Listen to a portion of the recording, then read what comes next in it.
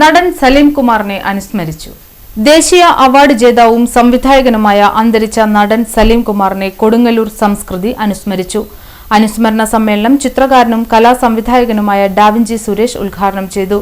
താല്പര്യം വന്നപ്പോഴാണ് നമ്മൾ കൊടുങ്ങല്ലൂർ ഒരു ആനയെ ഞാൻ മൂന്നാമത്തെ ഒരു കൊടുങ്ങല്ലൂർ എൻ്റെ 26 വർഷമായെങ്കിൽ പോലും ഒരു മൂന്നാമത്തെ ഒരു ഐറ്റമായിരുന്നു ആന.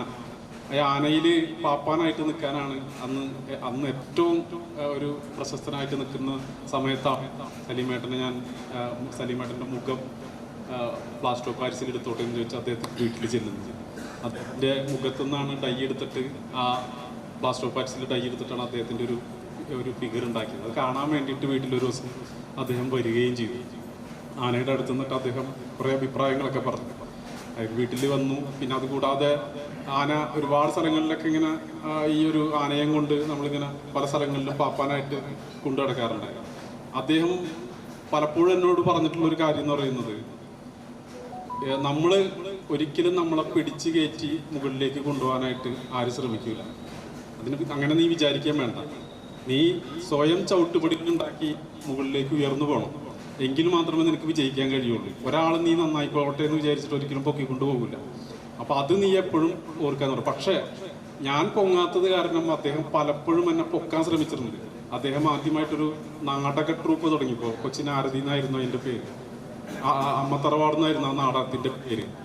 ആ നാടക ട്രൂപ്പ് തുടങ്ങിയ സമയത്തും സാങ്കേതിക കല എന്നും പറഞ്ഞ് ഒരു സംഭവം അദ്ദേഹം എന്നെ കൊണ്ട് ചെയ്യിപ്പിച്ചു. സന്ദർഭങ്ങൾ, എത്രയോ അതിമനോഹരമായ ദൃശ്യങ്ങൾ ഇന്നും നമ്മുടെ ഓർമ്മകളിൽ സലീം കുമാറിൻ്റെതായിട്ടുണ്ട്.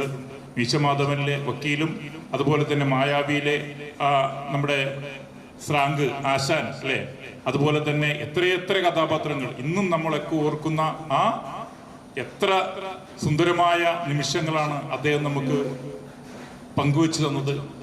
അദ്ദേഹത്തിൻ്റെ ജീവിതത്തിലെ സിനിമാ ജീവിതത്തിലെ ഒരു വഴിത്തിരിവ് ഒരുപക്ഷെ അതിനും കാരണക്കാരൻ ഒരു കൊടുങ്ങല്ലൂർക്കാരനായിരിക്കാം. കൊടുങ്ങല്ലൂർക്കാരനാണ് നമ്മുടെ സംവിധായകൻ കമൽ. അദ്ദേഹത്തിൻ്റെ കമലിൻ്റെ ഒരു ചിത്രമാണ് വാസ്തവത്തിൽ ഈ പെരുമഴക്കാലം എന്നുള്ള ചിത്രമാണ് അദ്ദേഹത്തെ ഒരു ക്യാരക്ടർ, ഒരു കൊമേഡിയൻ എന്നതിനപ്പുറത്ത് ഒരു ക്യാരക്ടർ.